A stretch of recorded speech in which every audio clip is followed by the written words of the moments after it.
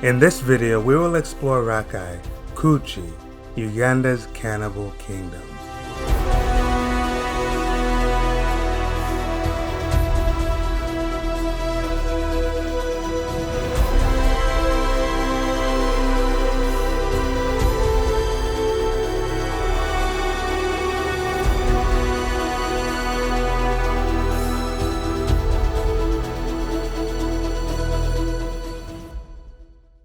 Our adventure starts in Uganda's capital, Kampala. The trip to Rakai will take 4 to 6 hours, and to maximize safety and flexibility, we have rented a car for around 130,000 Ugandan shillings per day.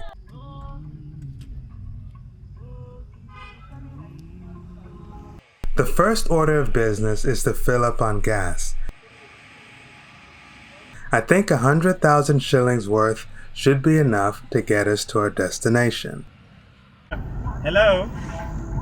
Hello? Can you hear me? When we told people we are going to Rakai, their first reaction was fear. All over Uganda, this town is known for cannibalism and voodoo. The cannibals are said to target outsiders who don't know the area well. That means people like us. So, I just got off the phone with my mom, and when I told her we are going to Rakai, she just told me, my son, just make sure I don't get eaten. Make sure I come back alive. Yeah, so I told her there's nothing to do. I'll make sure I don't get eaten. And, well, she says she's praying for me, so we hope we come back alive. This is where you know that you can manage rest. The traffic on the road is intense. Despite it being around 8 p.m. at night, it takes us around an hour to even leave the city. But eventually we make it to the open road. This is the Kampala-Masaka Expressway, one of Uganda's fastest and most important highways. It is basically the artery that takes people from Kampala to the southern and western parts of the country. Before long, we arrive in Masaka. We are around 2 hours away from Rakai, our destination, and I take the opportunity to ask my tour guide about the strange practices in the region. You can't know where I started from, but all you know is that it has been there. And what causes someone to become a cannibal? Yeah, now cannibalism, from what I know, is it's more related to, no one is born a cannibal, but I know it's a process. Something makes you become a cannibal. So from what I know, for you to become a cannibal, you have to be initiated by another person who has been a cannibal before. And usually what they do, from what I know and from what I've heard, is that they will make you eat a piece of the human meat that they've been having. So this is someone who already practices cannibalism. Wants you to become part of that group. They will make you eat meat, human meat, or make you take the soup that has been made from the human meat. So after taking it, this is accompanied by some spells that are cast on you, some witchcraft, of course, voodoo kind of, that will be done. So the whole of that process, when you eat the meat, and some things will be done. Some of them are done behind your back when you don't know, because when you're eating, before even this meat is brought to you, some spells, some words have been said on this meat, and you, the person who is eating it too. After eating that meat, of course, there's that spirit. It's like a demon, something that will overshadow you, will take charge of your life, and every time you will feel that when you eat that meat, you will enjoy it. Then after that, there will be that want, that thing that will always keep you wanting more of that meat. You want to eat more of that meat every time you want to eat that meat. So it's like a spirit kind of thing that will overtake you and start making you want to eat human meat. And they will tell you, what, this is human meat and this is how we get it. So you either eat dead bodies that have been dug out of their graves, or kill people to get that meat to eat it. And the more you do it, the more nicer it becomes, the more fun, and the more used to it, the more deeper you go down into the system of being more possessed, more cannibal, and wow. So how much danger do you think we're in going into Rakai? Yeah, Of course, I know because before this trip, personally, I talked to people who are older than me, people who are experienced with Rakai. It's not a good place. You yourself, you've seen even as we were coming. Yeah. Yeah, we talk to people and people are like, okay, you're going to Rakai, but be careful. That alone should just be enough to show that Rakai is not a good place. And mostly like for us who are going and want to find out what cannibalism is in Rakai, and we are going more deeper because it is believed that the more deeper you go, the more deeper you unearth some of these mysteries, and the more it becomes dangerous for you, and the more you're drawing closer to becoming a victim of being eaten. So, God forbid we are not eaten, we come back alive, but I know it's dangerous. I'm nervous, but may God protect us. Welcome to Rakai. So, Amen. yeah. Well, that was perfect. Yeah. Actually, there was a signpost that says welcome to Rakai. Yeah. Yeah. But despite seeing the sign welcoming us into Rakai, the city is nowhere to be found. We continue driving for hours into an increasingly bleak and disturbing environment. Rakai is said to be so dangerous that normal people do not leave their houses past dark. Just imagine who those guys are. Yeah. Look at how they're looking at us. Holy shit, okay. So if we know that most normal people do not come out at night, and then we have these guys come, oh shit. Drive. The men notice my camera and have a strange reaction to it. No, I need to make drama for the cannibals are said to use voodoo to trap their victims, casting spells to cause confusion or make their cars break down. But this can't be the way the whole city is. No, that's what I'm also thinking. This shouldn't be the whole town. Imagine sleeping in this. Town, Holy shit. This is the town. I'm dumb. We have no idea if this is actually Rakai, but the area looks so undeveloped that we can't risk stopping here to sleep. We have to continue. Nightlife in Rakai.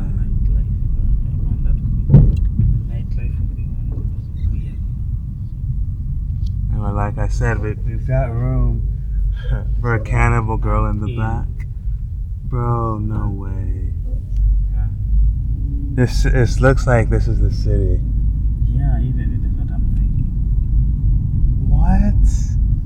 If this is the city, it's better off to just go back to Chiotera town, sleep there, then come back tomorrow morning. Or even Masakai. Chiotera is better, but Holy shit.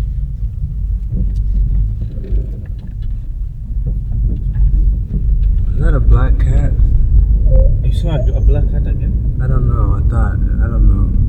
Let's just say we didn't. Maybe it was a goat. Maybe look at all these goats. Do you have the thing about the 4-horn goat being bad luck? In 200 meters, turn left. 4-horn goat. No, I've never even seen a 4-horn goat. Man, who is this on the road? Look at that lady. What's that? What's she carrying? People just like those ones who are as old as them. They are the ones who always do the cannibalism. They're eating those ones who look like that. She's young. Just look at That's young though. I turn on Google Maps on my phone, but it seems to be taking us deeper and deeper into nowhere. Man, this place looks so abandoned. It's a ghost town. What does the map say? Next left, 8 minutes. Yeah, let's go. Before the cannibal lady catches up to us. I'm thinking.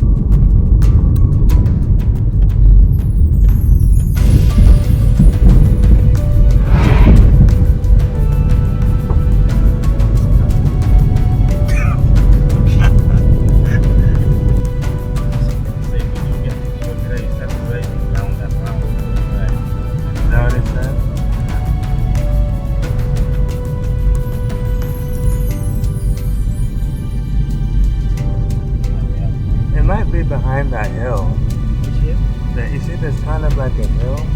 Maybe the town is behind that.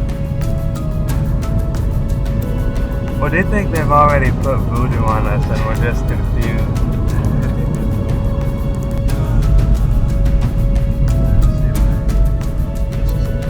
Oh no! God, fuck!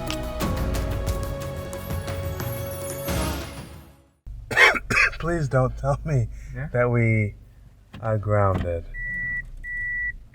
I just started I thought it was grass actually.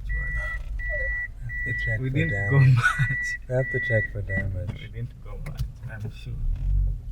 But yes, I know it is down, it's scratched down.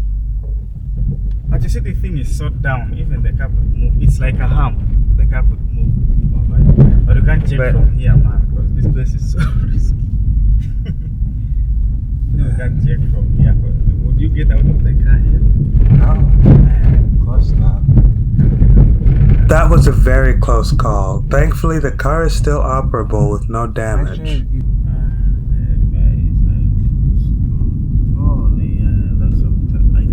That's the time. Finally, we make it to Rakai. The journey took about 7 hours. They don't have a very good power situation. Yeah. But the challenge is not over yet. Now we have to find a place to sleep. But the city looks bleak and deserted, with no guest houses or hotels in sight. We're gonna have to find a local person to help us.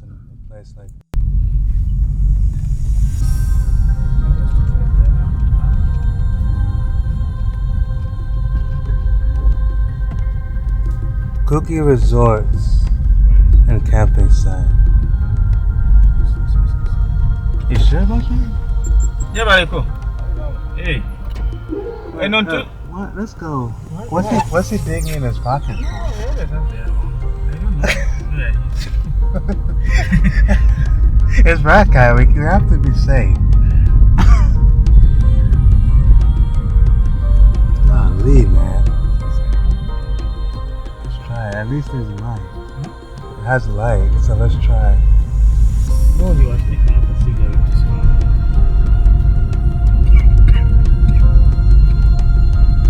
Some people here, some cannibals.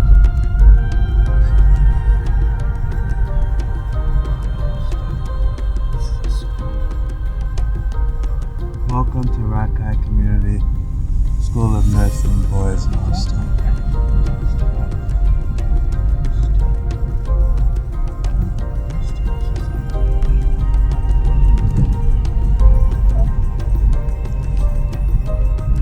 Suddenly, a strange man emerges from the darkness.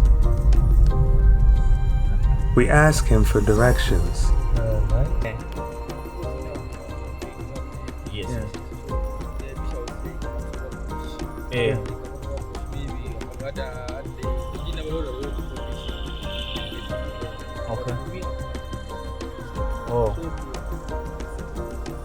Oh, Royal Park. Okay. Also the same place. Mm. Yeah. Oh, so you can give us, when we reach there, you can give us the directions where next to, right? Yes. Okay. Do you think it's fine to give him a lift? Okay. It's fine? Yeah. Okay, it's fine. So where do we pass? Down this way? It's okay, you come. But where are you moving at night? Are you not scared moving? No, I'm Are you one of the cannibals? okay, let me go Okay. when I'm running. You follow me behind. Ah, no, it's It's okay. fine. I'm used to it. You're used to Okay, this place. So what's It's fine. Okay, let's go. We need to give him some money. Yeah, we will, of course. Okay. I feel bad though. Yeah, in the car. we'll compensate him, so it's okay. Rakai is just so creepy at night. Yeah, like I'm suspicious of everybody. I don't know what time it is. It is 1. Just imagine. How much should I give him? I can give him like what, 20? 20 is too much. Let's do 10. For his running? But he was going here anyways. Yeah. People are broke here. It's not Kampala.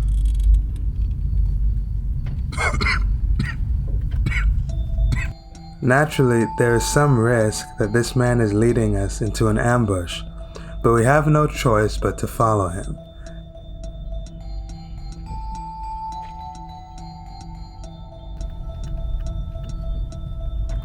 What if he's leading us to, like, slaughter?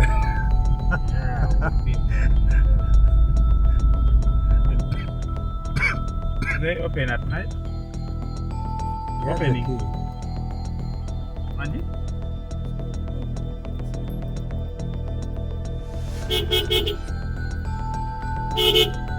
I gave him 20k Ugandan shillings for his help, and we plan to connect with him tomorrow to show us around.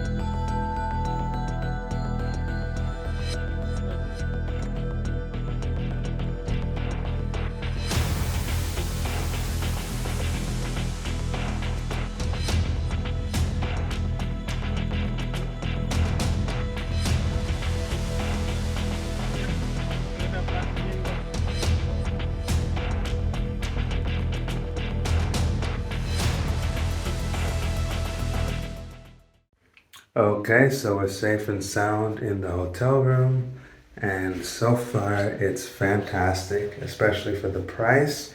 This is about 80,000 Ugandan shillings, which is about $20. Bathrooms are clean too. Only weird thing is that the water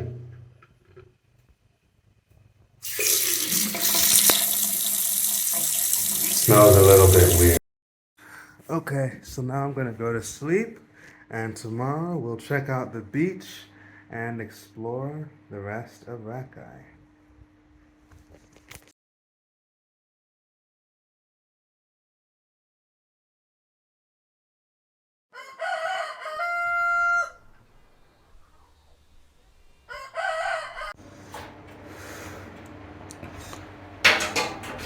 Something is banging on my window. I have no clue what it is. If it's a human, an animal, I don't know. See this shit? The next morning, I am woken by a strange tapping on my window. Keeping in mind that this is a voodoo area, I wait till it stops before leaving the room. But when I finally check the window, nothing is there.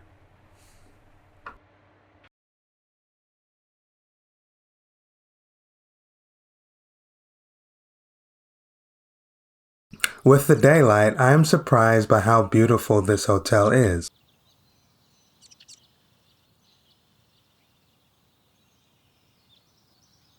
Its well-manicured lawns and cozy cabins are a stark contrast to the bleak and desolate city down below. I wonder why such a clean and pretty resort exists in an area like this. But we can't stay here all day. It's time to explore Rakai. The hotel manager gives us the contact information of a local boda driver.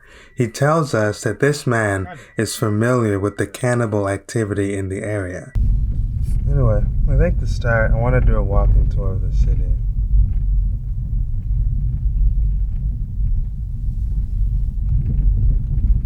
And if we come back, yeah? If we happen to come back, Yeah. I have to fuck that receptionist. I mean, she's pretty, for sure. I noticed that too. She's dumb. And there's not that much busyness going on there.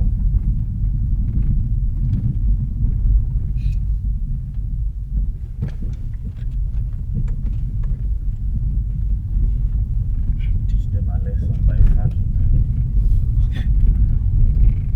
I hope the YouTubers won't hear all the word like you guys are so crazy. You want to eat the cannibals.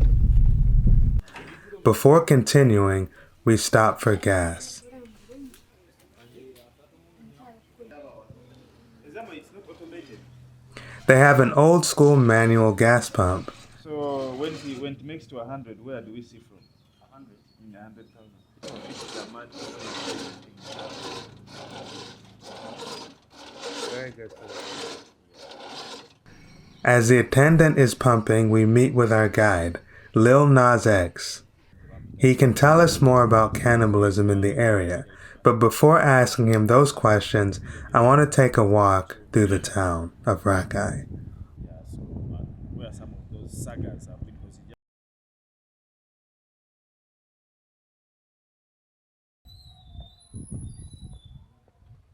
Okay, let's roll. So are we going to cover one town or we are covering two towns? Because you said there's this one and another one. This one should be enough.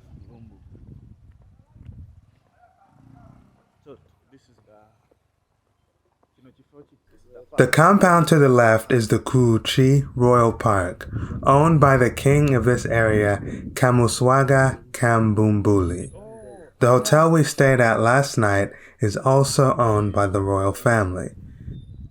This is the local government offices? Because I don't see local government, what officer.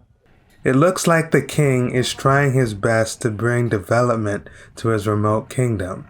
The Kooki Kingdom, or chiefdom as some call it, is widely believed to be part of the larger Buganda Kingdom, but it declared independence from Buganda in 2015, a move not recognized by either Buganda or Uganda.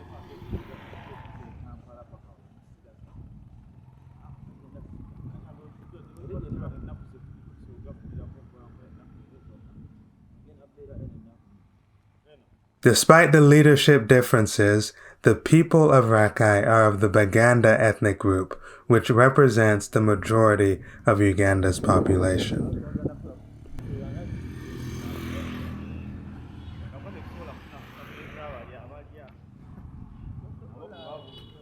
Rakai is a very strange-looking town. It seems so bleak and post-apocalyptic, reminding me of the Wild West in a cowboy movie.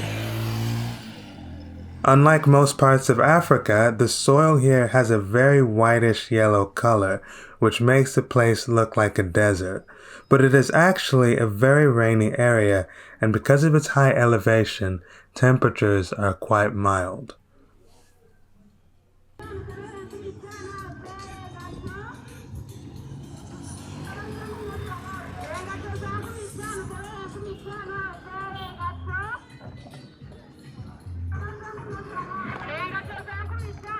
So, how did cannibalism start in Rakai? How did...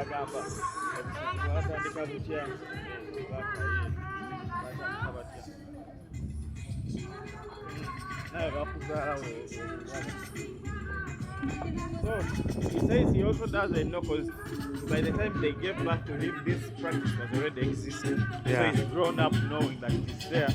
But maybe it happened even, it started before he was even born. Because it has been there even as they have grown up hearing of this happening.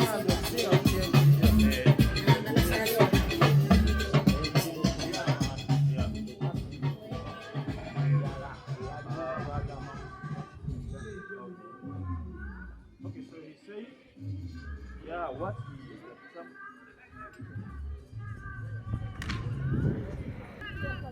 The man calls for a guide.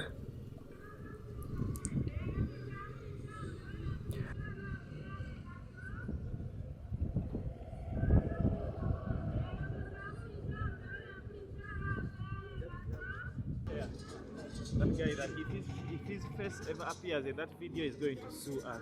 What an asshole. It wasn't even filming him until he interrupted. I just walked past, it didn't even get him. Yeah. That random guy interrupted our little interview, but that's okay. It's about time for lunch anyways, so we head over to Rakai's beach to get some food, and I'll take the opportunity to ask our friends some more questions about his controversial hometown. Car or walk? Oh, it's a distance, we can use the car. Okay. What's the name? Kijanavarora.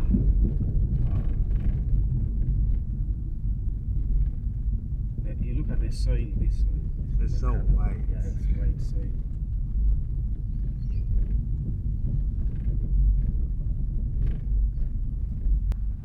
Tuingie on. You guys have hippos here? The animal? Balina gundi hippopotamus. Everything in Rakai is so deserted. Strange,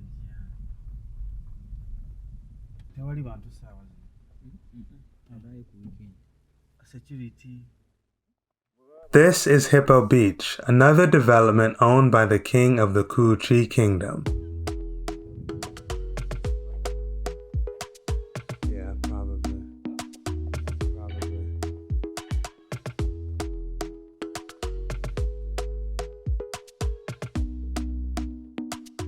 Once again, I'm stunned by how clean and polished this area is, just like the hotel we slept in the night.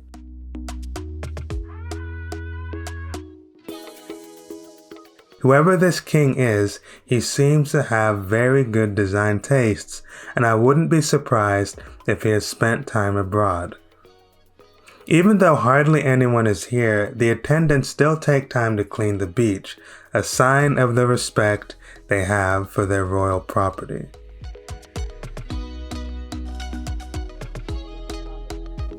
I take the opportunity to order some food.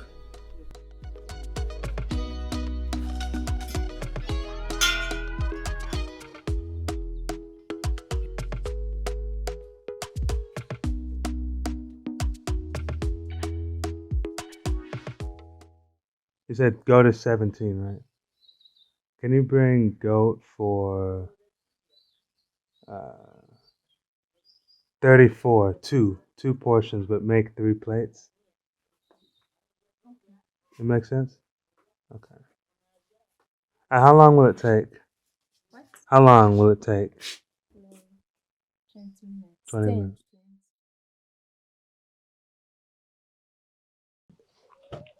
Okay, so Rakai is known for cannibalism. How did this start? But for me, I don't know when it started. But I hear some stories saying that there is what we call injala. Injala. Oh. So Too much means hunger. Too much hunger, which affected these people of Rakai. And I think it's where cannibalism started. Injala called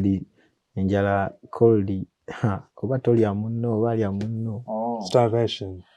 Yeah, so he says like in the olden days, before, like there was this kind of hunger that came and struck this area. Yeah. So during that time, there was no food, and people started turning on each other, and people started feeding on each other, and from time then up to now, because those are the stories that are told to them. Because as for him, he said he was just born and he's found this cannibalism there, but those are the kind of stories they tell them. Okay. Yes. Now, is there still hunger in Rakai? Like at this time? Yeah. At this time it is not hunger. But for me, I think this cannibalism, I think they feed on others over as their habit, or as kugambanga obanga muzimu, because oli tayinza kati nga gwe singa oba nga bwe mpulira toyinza bbanga tolya bantu. Yeah, so he says he also doesn't know, because right now there is no hunger. People now do agriculture, there is food. But he also wonders why it's still going on. But an explanation that he could give is maybe it has become a habit. And over time, it has evolved with witchcraft and all the voodoo. Because, of course, even he himself doesn't believe if you eat a fellow human being, you can never be a normal human being. And he also believes that when someone eats a human being and makes you eat them, you will never remain the same. You will either also have to turn into cannibalism. And you also become a cannibal. You start eating, feeding on other people. Yeah. So he was trying to explain a scenario when one time they were coming from Chotera. They had gone to attend, it was a festival for one of those musicians who came. So as they were coming back, riding in the night, a cannibal or a wizard just crossed the road. And at that moment, when that person crossed, the motorcycles, the lights went off, and all the tires couldn't move. It was like there was some supernatural force that was holding back this. So after this person disappeared into the bushes, that's when everything returned to normal. Yes, that's what I was trying to explain. Yeah. Now, how common is cannibalism here? I don't know. Kugamba tukiwulira kugamba in our nearest villages, as you see in Chibale, Chachirugu, and they say, those towns nearby Chiziba, bali abantu ng'agwa ebintuntu azirika nga temubitegeera bulungi. Yeah, so he's saying here in town, it's not as common as you would think. But in the neighboring villages, it's common. You'll always hear cases, and it's well known. Everyone knows that cannibalism takes place. In the neighboring villages, deep, it's there.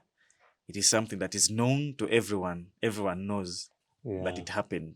So how common is it? Yes, that's a daily thing you have to know that people eat.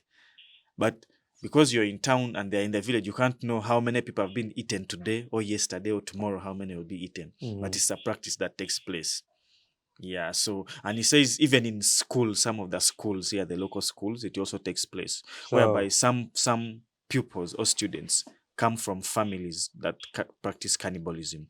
So sometimes they will give their children the human meat or human soup to go and feed it to their fellow students who don't do that, so that they can also turn and start doing that. And when they feed it to their fellow students, of course, it comes with that effect, spiritual attacks, demonic manifestations, and all that. And sometimes even in school, they will give some of these families that are cannibalistic will give certain medicines to their children to go and put it on other their fellow students, so that they can also either turn into or start being possessed by all these demonic things related to cannibalism. So sometimes they will cut their bodies. There is that practice. It is common here in Uganda, whereby they cut you. They get like a razor, and then they cut you. It's called emisale. They cut you, and then they put some medicine on your body. Yes. So through the cuts, the medicine is absorbed in the body. And when that medicine is absorbed, so you would wake up and find your body cut. And from there on, you will see this victim starting to behave weirdly. That's when you even start having the interest. You start waking up at night. It's like sleepwalking. You move. You start behaving like wizards, move naked and all that. Yeah. And he says he has heard of this too. And he has also one time ever seen it. Of course, when a scenario happens somewhere, people go there to see. Yes. So where did these cannibals get human meat from? Human meat. Ebiseera ebisinga, as you see those burial ceremonies, nga mugenzi okuziika naye gundi yafudde eggulo, kitegeera kati bwe bagenda okuziika after that burial, ekiro n'owulira nti baze baamututte bomodde, ng'ekyali bulungi nga bwe yabadde, naye nga bagamba omuntu baamulidde. So how do they get the meat or the bodies? That's what I also thought mostly. Yeah. Now, he says usually they get the thing mostly from during like burial ceremonies, when they are going to bury someone. Remember, a lot of people will come and converge at the burial. It's like paying their last respects and all that. But usually what happens after that is the process of how these people get that meat. So people come and bury. Then later on, when people leave, that's when the wizards or the cannibals come to get their fair share of the body. But usually how they do it, sometimes when people are there, they will always cause some kind of catastrophe. Like maybe a lot of wind blowing with a lot of dust, a lot of rain, And then when that comes, people are forced to run away. And when people run away, for them, they come in. But how do they come in? Sometimes you won't see them physically. They can come in disguises of like dogs. You can see like a dog coming or a cat. because it is believed that they can turn into anything since they possess their demonic powers and all that. So they can come. Yeah, yes. So they can even cause just darkness from nowhere. Like at this time, darkness just comes and overtakes all this place. And during that darkness, they do their thing. So usually, they use their magical powers. They will never break the grave, and you find that they have dug it out. But the body will be out using their powers. They will pull out the body. Sometimes you will see the coffin just disappearing. Imagine this is a coffin you've buried underground, and you'll just see it disappear from nowhere. You see it going, and it disappears. Or sometimes they say they have some special sticks, small sticks that they will come and use. They just come and tap them on the grave, speak some words, and then the body will just disappear, and that's how they take it to their destination where maybe they eat and do the rest. Yeah. Era nga bw'ogamba kati nga abadde abuuza bagifuna bati kugamba nga bw'olaba nti ogenze eyo gy'otamanyi era okola eki oliibwe n'ekyo nakyo. Yeah, so this is what I was waiting for. And this one relates to us. So he says the other way how they get the meat is through people who are new in the area. Like, for example, you're new in an area and you're trying to look for direction, you're asking for direction. So when they notice, or when you fall in an area where these cannibals are, of course you want to ask for direction. Hey, could you kindly direct me to this place? So when they realize you're new and you don't know the area very well, so they will always give you wrong directions that point you to the place where you will get caught and you become a victim. And they will gang on you, kill you, and eat you up. So he says there's a scenario in, is it the village? Okay, Bajita Chachirugu? Yeah, Chachirugu. Yeah, that same similar kind of scenario happened where new visitors came. They didn't know the area. So in the process of asking, could you direct us here? They landed in that trap and they just disappeared like that. And they were eaten. Yes. Wow. And we are visitors too. So. and we've been asking for directions. Yeah. When they cook the human meat, how do they season it? How do they prepare it? I don't know. That question needs someone kugamba who is a really cannibalism. Can we find one? It is difficult. No one can show herself for you. Yeah. Oh, when they get them, they fear to. They fear to expose themselves. That Shemanya we eat. We eat. But you ask me. But some people, like when we are at village, like it is called Chetaka, some neighbors may say, those people are cannibalism. Those people are cannibalism. For them, they know. But how to reach them and say, but are you cannibalism? Sure. It is difficult. So, I think you got that. Like, yeah. When you go deep in the villages, they can always point out for you the families that do cannibalism. Like when you go there, people know them. And they will always tell you that family, those are cannibals. Those people are cannibals. That community there, they are cannibals. But them themselves, they will never come out openly to tell you that, I am a cannibal and this is what we do. No. But people know them. You will go and in the neighborhood and someone will always tell you, be careful of that family. Be careful of those people. Yes. Now, what do they say that human meat tastes like? What do they say that human meat tastes like?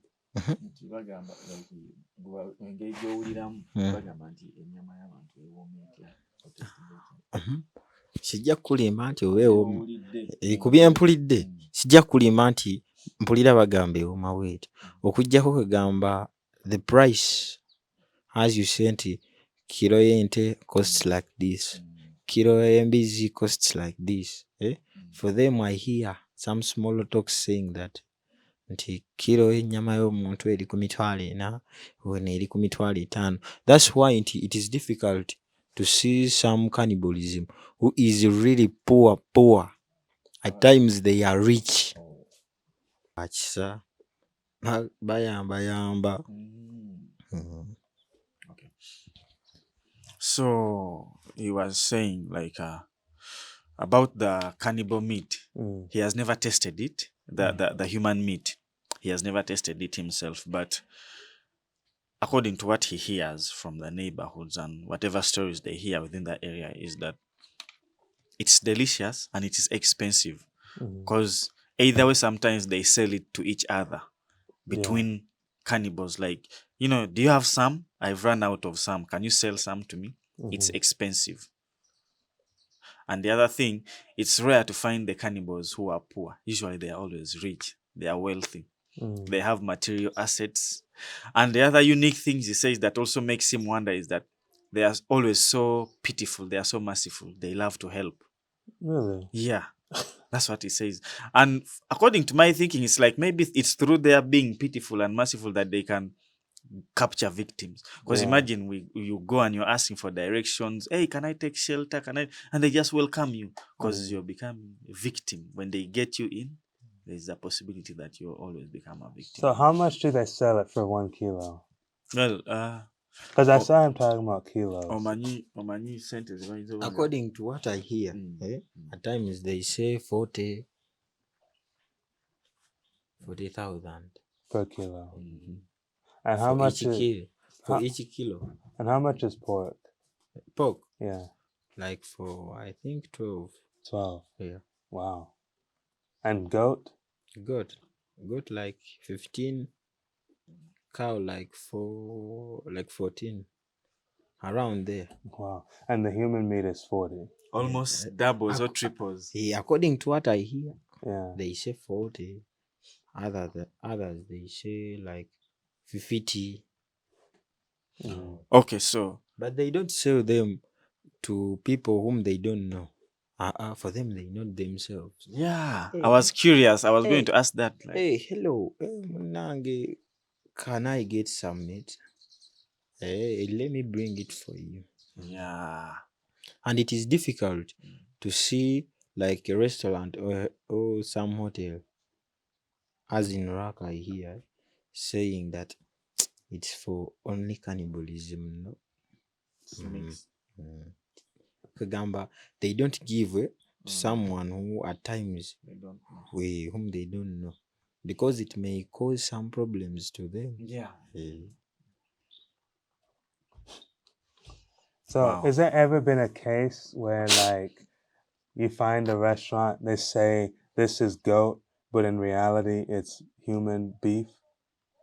Chagamba, waliwo abaddewo akaseera nga mwawulirako nti mweno restaurant oba mweno hoteri babadde balimba nti batunda ennyama y'ente oba ey'embizi naye nga in actual sense babadde baliisa abantu ennyama y'abantu.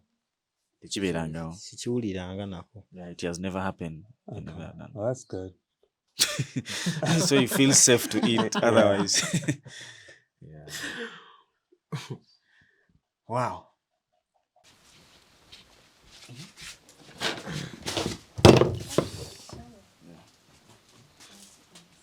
At this point, the waitress returns and tells us that due to a power outage, they will be unable to prepare our food. No problem, because I've already lost my appetite. We decide to continue our investigation by going deeper into the more remote areas of Rakai. That was an interesting interview, and I can tell our friend really believes that voodoo and cannibalism are real based on the stories he has heard from others, but I'm not convinced. Before we go, I want to see first-hand evidence that these myths are real.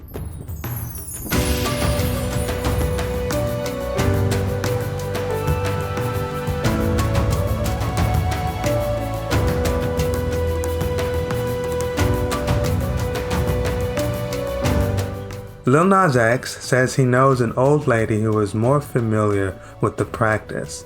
We visit her house to see if she'll talk to us.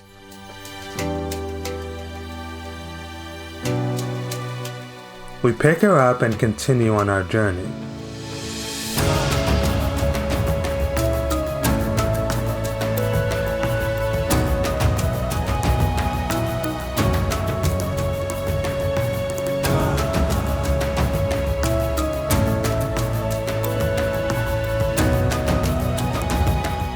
And as we pass along the road, she points out the houses of the known cannibal families. I wonder if this is really a cannibal family or if they're just a victim of malicious rumors.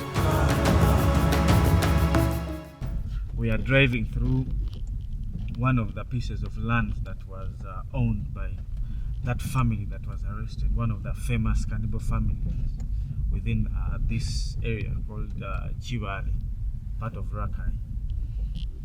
And they used to do a lot of cannibalism here. Though later on the family was arrested and I think they were chased away from the community. But all this land, as you look at it through, just look at all this area, belonged to them. And they killed a lot of people, ate a lot. So I guess like when travelers would pass through this road, they would ambush victims, them. yes. Even the cattle herders, those people who do cattle, the Balalos, part of the Ankole people who used to come for vast land, come this way, and some of them would end up being culprits. They just disappear. And they say here people could even disappear mysteriously.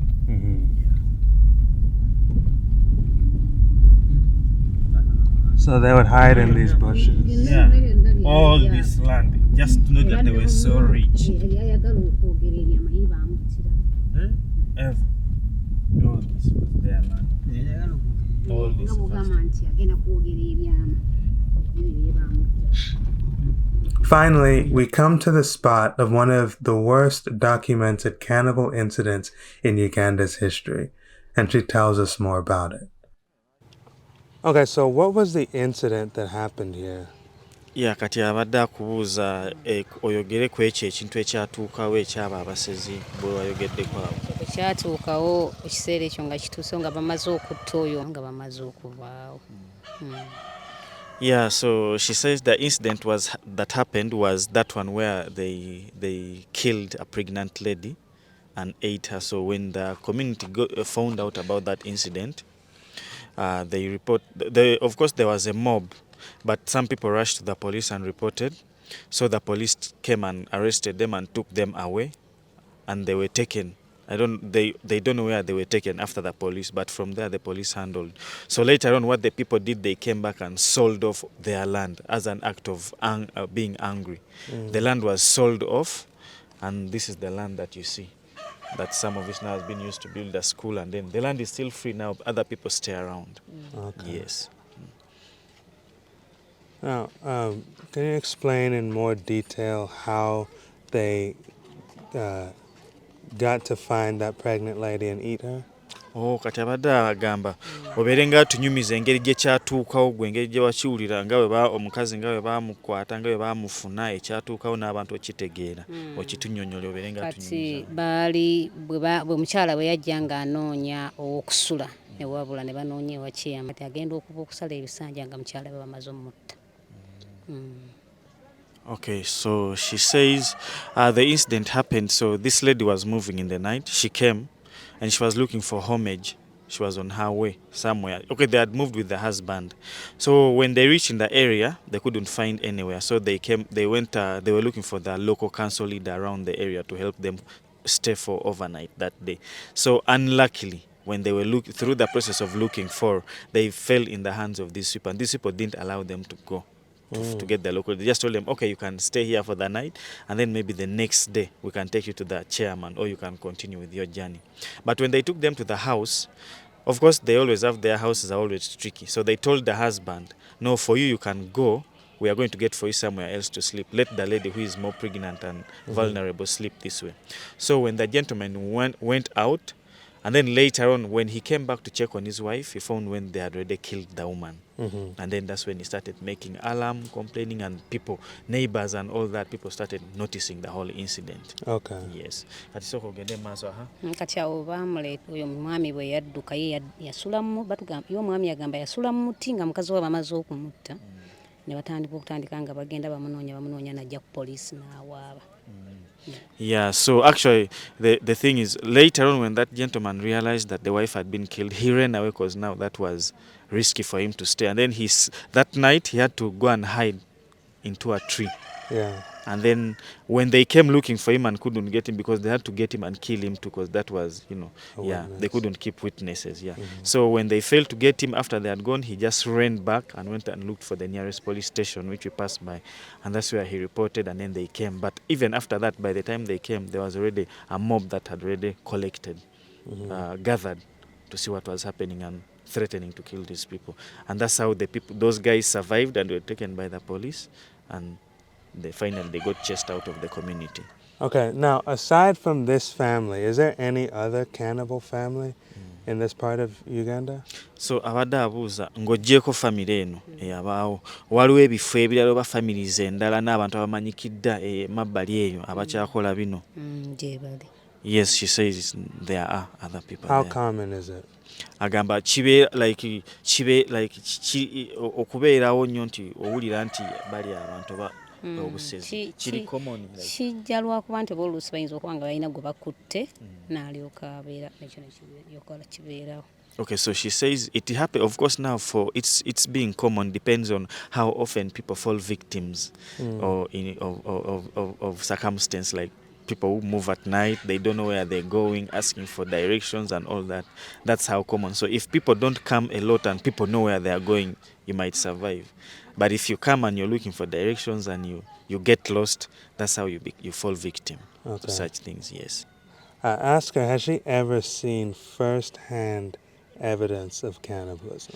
Abadde agamba gwe okusinziira ku bbanga ly'obaddewo n'emyaka gy'obaddewo, wali okirabyeko nga first hand, ng'okirabyeko nti wuuyo mulabye bamukutte oba wuuyo twabakutte n'ennyama oba omulambo oba ki? Tebasobola gikulaga. Ekyo kibeera kyabwe bakikukusa. Okay, so she says in most cases it's very hard. You won't even be able to see it. It's usually a hidden agenda. They never allow outsiders to know. You can know that family, they eat people, but you'll never find them with a body. You'll never find them with meat. It's very hard because they try as much as possible to keep it within themselves. Yes. But people can know. Of course, it's always there that they eat people, no, but getting them with the first hand that we got them with a body or what, no. Yeah, so for her, no, she has never seen it from first hand. Okay. Yes.